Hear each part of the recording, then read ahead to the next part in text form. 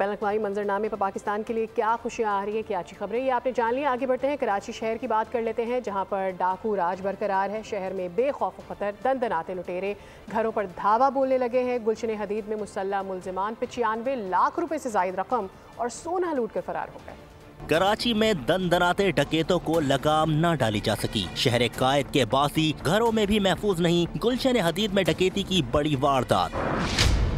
मुल्जिमान 95 लाख रुपए से जायद रकम और सोना ले उड़े।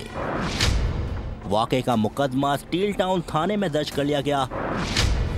मुद्दई के मुताबिक 5 मुसल्लह अफराद रात के वक्त घर में घुस आए।